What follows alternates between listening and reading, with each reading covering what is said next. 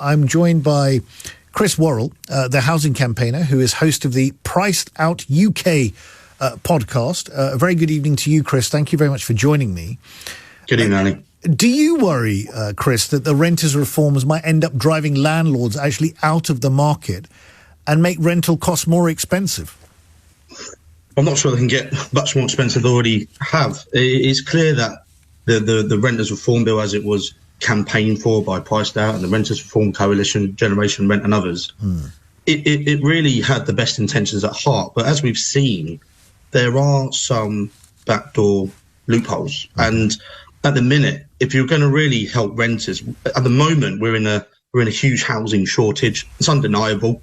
We've seen, MPs come out in the House of Commons recently, sort of out as yes in my backyard, or proudly YIMBY as it's known, supporting the development of new homes and planning reform. But that's ultimately what's going to help renters in the long run. In the short run, we have some of the weakest tenant protections in the world. The Brookings Institute with Jenny Schuetz, they reviewed international private rental markets, and by comparison, we're probably one of the least tenant friendly. So, I think we've seen a step in the right direction with the Renters Reform Bill.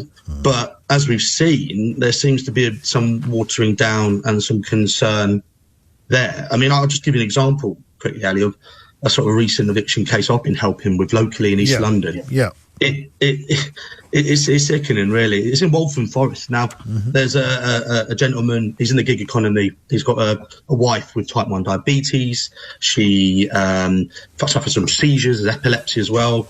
And there's a full-time care requirement for her elderly mother, who's 93 years old. Now, they faced an unscrupulous landlord, or a property managing agent, shall we say, who had tried to backdate rent increases that they never served the notice for. Now, upon raising this as a concern that you haven't followed the protocols here, they were subsequently served with a Section 21 notice. They're now being evicted. This is a man who's having to work all round the hours, while his wife could be, has to have refrigerated insulin 6 times a day.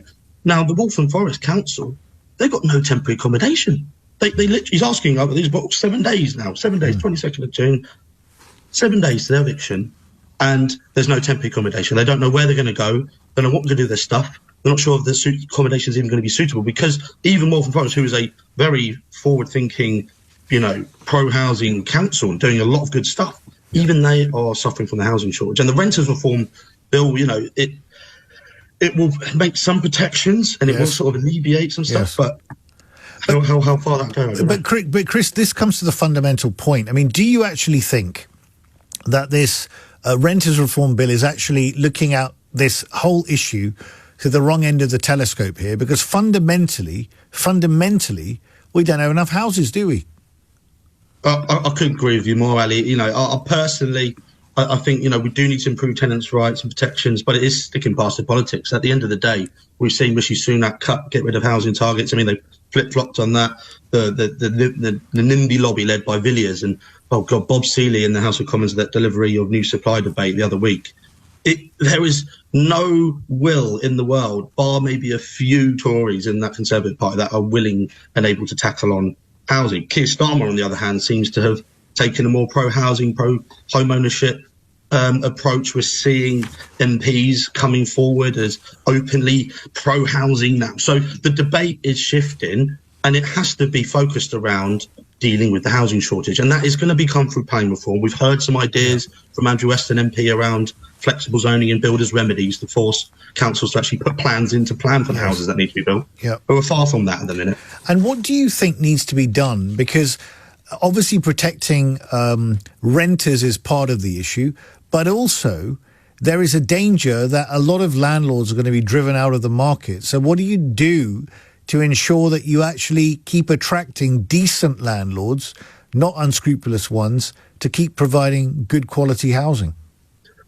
Well, look, you know, there's a lot of rogue amateur landlords out there, and, you know, amateur anything isn't necessarily a positive thing. I think we've had some good ideas from Russell Curtis of our CKA and Professor Paul Cheshire from the LSE, who talk about supporting increased density around railway stations, including rural ones. And you can really sort of focus planning reforms around build to rent, co-living, these kind of concepts where institutionally managed professional outfits are actually there to do a good job. Now, they will obviously have to follow the same rules and they will have reputations to uphold.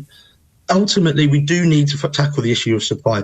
We do need council housing. Yes, we do need more social housing. We do need more housing of all types. But ultimately, by improving tenants' rights and giving them, you know, just enforcing it. The thing is, even with there's going to be the rents reform bill, there's going to be more at-fault evictions. And what does that result in? People's credit history being hit, etc. And how the court's going to deal with that if they're not even set up to deal with things at the moment. Absolutely. Chris, thank you very much. That's Chris Worrall, housing campaigner, host of the Priced Out UK podcast.